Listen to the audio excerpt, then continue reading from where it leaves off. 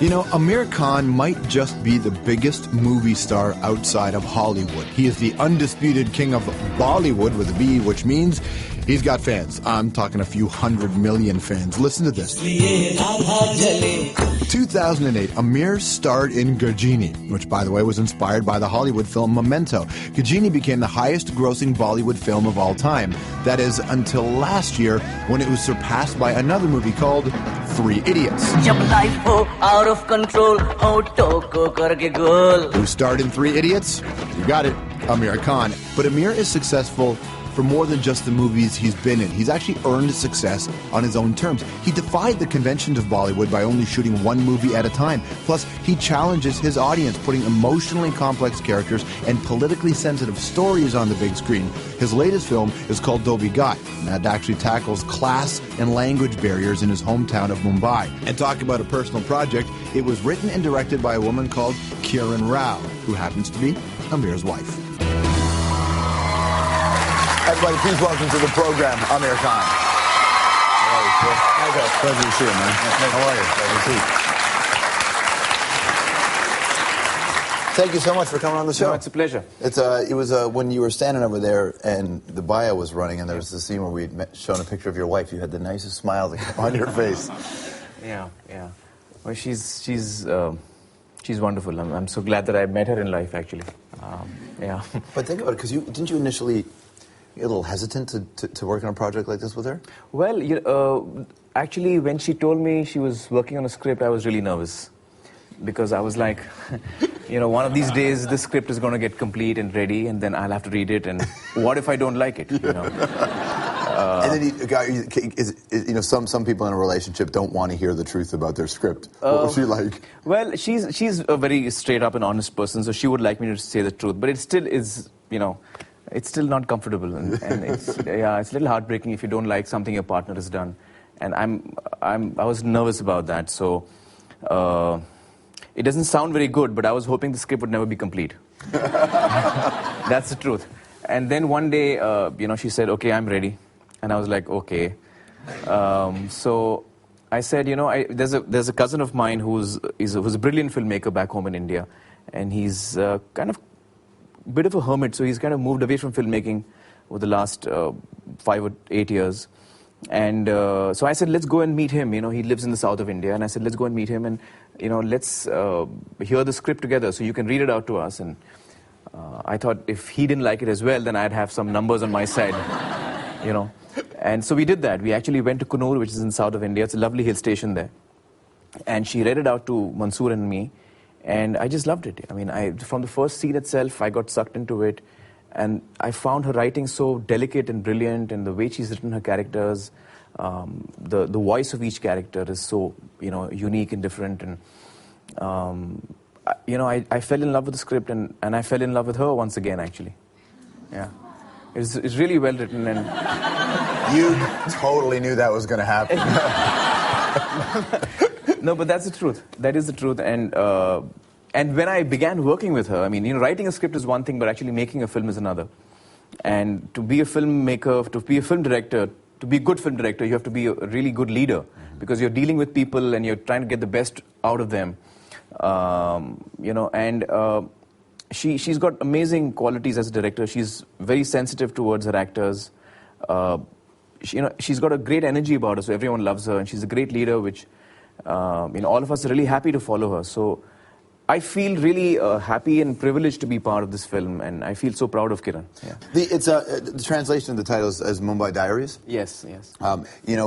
People talk about September 11th, and obviously in London has their stuff. Mumbai is a city that went through some serious challenges as well. And yes. Is it still, talk about the effect that the terrorist attacks have had on the city? Well, actually, there have been a number of terrorist attacks, not only in Mumbai, but in other parts of India as well. And it's something that's most traumatic. And I guess everywhere in the world today, we are dealing with that and are confronted with that.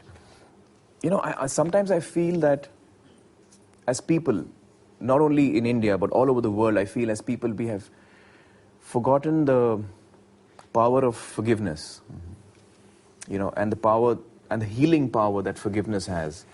And I think as a result of that, it's, just constantly kind of snowballing into, you know, a lot of us just breaking into violence, and there is a lot of misinformation floating around, and that kind of fans emotions. So these are difficult times we're living in, I guess. India's changed so much. I mean, just in the span of your career, India's gone from one television channel to 100 television channels. Right. And, you know, if you look at the list of billionaires around the world, 2 are from India. And everybody talks about the growing, the president of middle class. 2 on record. 2, right? Yeah, on record, right. Right. That's true. There are probably more. But just the middle class, I mean, India's changed a lot. How or has it, though? You still get the sense that while there is prosperity coming there, people still wonder if India has changed. It's a country that's dramatically changing. It really is. Just purely in terms of its cinema, I think at one time, you know, in the 80s or so, there was just this mainstream kind of films, and those were kind of very formulaic, and you know, and now you have so many young filmmakers, and I'd like to believe that I'm part of that group which has brought in a lot of change in Indian cinema. And today, you know, what is mainstream? No one can define it. I mean, the films that have been the huge successes over the last few years, some of them that I've been part of, have really broken the mold of what was mainstream Indian cinema. But that's the idea of changing the stories in film in India changing. I can imagine in 10 years it's going to be even bigger, because for the longest time, and I mean, Bollywood is always synonymous with musicals. They're not all musicals, but it plays a big role. But they're always about hope. There's always this idea of hope. That is true. And French cinema and American cinema really changed when it was no longer about hope. That's right. About despair. That's right. Well, I think, you know, Indian cinema is difficult to... because all along, not just now, but all along you've had the... First of all, you have to understand that we have 22 languages in our country. So we have films made in all of these 22 languages. And so when you say Indian cinema, you know, Hindi is the national language, so that's one cinema. And then you have Tamil and Telugu and Malayalam, Gujarati, and etc. So what is really Indian cinema? Because it's so diverse. But within all of that, I think that you can broadly say that all along we've had these big mainstream films, and then you also had offbeat films and you know, offbeat cinema happening right across, right from Satyajit Ray to before him and after him. So it's not something that has not been happening, you know, offbeat films and films that challenge what is the mainstream. They have been happening all along. Also, it's a country which is strange because, I mean, for example, a lot of people like me, and there's a huge population of us who have grown up in big cities like Mumbai and Chennai and Delhi and Calcutta, our entire education is in English.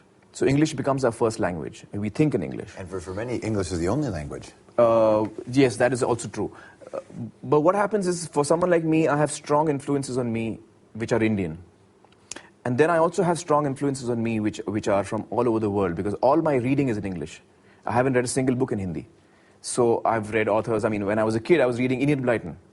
So, you know, right from a small age, you have influences which are so diverse. So someone like me, by the time I'm 18 or so, and I'm getting into a field which is cinema, there are so many influences on me, and I'm not purely Indian in that sense. You know, and so there are a lot of people like me who are, you know, who have grown up with a lot of influences on them, and so what we come out with is not necessarily purely Indian, if you know what I mean. What did you think then? Because for a lot of people, I was lucky enough to grow up in a neighborhood that was very diverse, and there was a large Indian and Pakistani population, and there are those places in Canada, but for many people, their understanding of Indian culture is Slumdog Millionaire.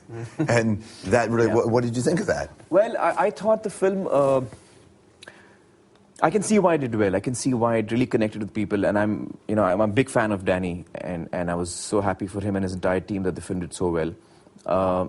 I think for someone like me who has lived all his life in India, it didn't ring true on a lot of levels. You know, the fact is that I have strong points of reference.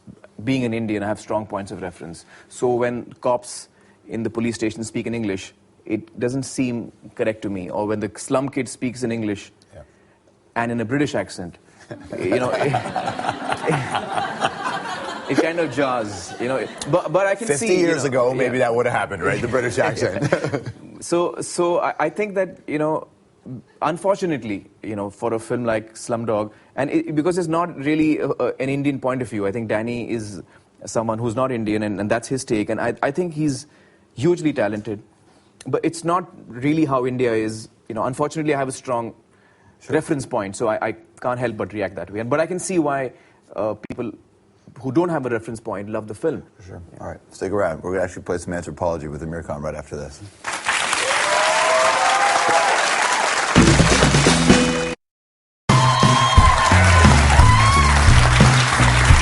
right, you're back here on the program. We're hanging out with Amir Khan. Time to get in some rapid-fire questions. Are you ready, sir? You know, I'm most uncomfortable with these rapid-fire questions, but go ahead. It's coming. You can handle it. You're good for it. All right, let me see which one I'm going to... Okay, explain in less than 10 seconds the rules of cricket. Oh. Okay, so there are 3 sticks on one end, 3 sticks on the other end. There's one guy coming in and throwing the ball, wanting to knock the sticks off. The other guy with the bat is knocking the ball off. And once you hit the ball, everyone starts running madly here and there. I think you did it. Nice. What's your favorite vacation spot? Oh, I think it's got to be Panchgani, which is a hill station by road about 4.5 hours drive from Mumbai. And that's where I used to go as a kid with my family, and I've been going there all through my life, and I have very strong memories of the place.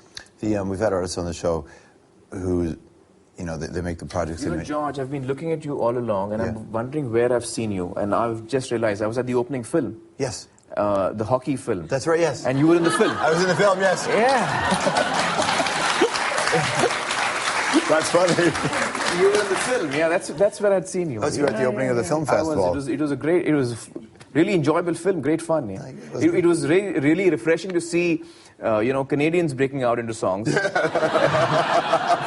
For a change. You just expected one of the hockey players to start doing this, right? That's what it was? A Bollywood moment. Yeah. It was a fun film to work on. It was. Yeah. What's the most daring thing you've ever done?